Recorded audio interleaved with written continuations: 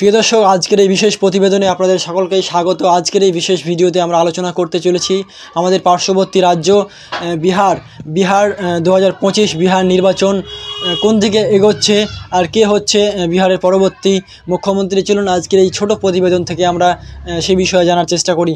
বিহার বিধানসভা নির্বাচন 2025, যেখানে মোট আসন সংখ্যা রয়েছে 243টি এবং সরকার গঠনের প্রয়োজন হবে 122টি আসন।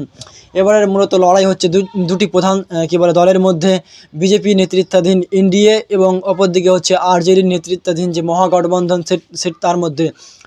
ঘন ঘন জোট পরিবর্তন এবং নতুন সমীকরণের কারণে এবারের নির্বাচন অত্যন্ত অনিশ্চিত। কে মুখ্যমন্ত্রী হবে বলা কঠিন। তবে এনডিএ জোট শক্তিশালী প্রধানমন্ত্রী নরেন্দ্র মোদীর একটা প্রভাব, নীতিশ কুমারের দীর্ঘদিনের একটা অভিজ্ঞতা এবং বিজেপির যে নিজস্ব সংগঠন রয়েছে তার সাংগঠনিক কাঠামো, উচ্চবর্ণ এবং অতি পিছিয়ে পড়া শ্রেণী ইবিসি একটি বড় অংশের ভোট এই জোটের মধ্যে রয়েছে। এদের দুর্বলতার মধ্যে রয়েছে নীতিশ কুমারের ঘন ঘন যে দলবদল, বিভিন্ন রাজনৈতিক দল একটা দল থেকে অন্য দল, তা নিয়ে অনেকেই সংশয় রয়েছে। পাশাপাশি চিরাগ পাসওয়ানের যে দল বা অন্যান্য ছোট যে সমস্ত শরিক দল রয়েছে সেই সমস্ত দলের মধ্যেও কিন্তু আসন সংখ্যা ভাগাভাগের জন্য একটা সমস্যা দেখা যাচ্ছে। আরেকটা মহাগঠবন্ধন যে রয়েছে শক্তি, তাদের মূলত যুবনেতা তেজস্বী যাদবের জনপ্রিয়তা বাড়ছে। কর্মসংস্থান মূল ইস্যু করে তরুণদের যুব সমাজের সমর্থন বাড়ছে এবং ঐতিহ্যবাহী মুসলিম যাদবদের যে ভোট ব্যাংক তাদের মূল ভিত্তি বা তাদের দুর্বলতার মধ্যে রয়েছে জোটের শরিক কংগ্রেস দুর্বল উপস্থিতি এবং আরজেডির পুরনো ভূমিকার ভাবমূর্তি। পদের লড়াইয়ে কে রয়েছে, চলুন এবার সেদিকে আমরা নজর রাখি। মুখ্যমন্ত্রী হওয়ার দৌড়ে মূলত দুজনের নামই চর্চায় রয়েছে, একদিকে নীতিশ কুমার, অন্যদিকে হচ্ছে তেজস্বী যাদব। তেজস্বী যাদব বিভিন্ন জনমত সমীক্ষায় তিনি বিহারের মুখ্যমন্ত্রী হিসেবে প্রথম পছন্দের নেতা রয়েছে। প্রায় 36 থেকে 42% ভোটারদের সমর্থন রয়েছে তার প্রতি। যুব সমাজ তাকে পরিবর্তনের মুখ হিসেবে দেখছে।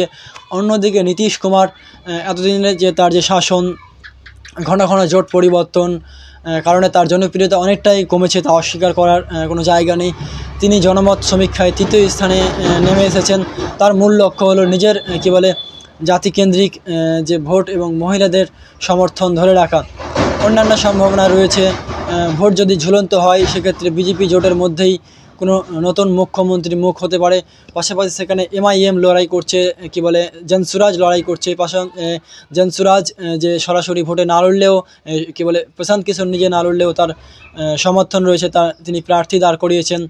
এবং নির্ণায়ক এবং ফ্যাক্টর চূড়ান্ত বিশ্লেষণ কি হচ্ছে, চলুন এবার সেদিকে আমরা নজর রাখতে চলেছি। জাতপাতের সমীকরণ, কোন জোট ওবিসি এবং ইবিসি ভোটকে নিজেদের দিকে টানতে পারবে, তাই এখন তাদের জয় এনে দিবে। কর্মসংস্থান এখানে প্রধান একটি সমস্যা, যেখানে তেজস্বী যাদব তা নিয়ে লড়াই করছেন।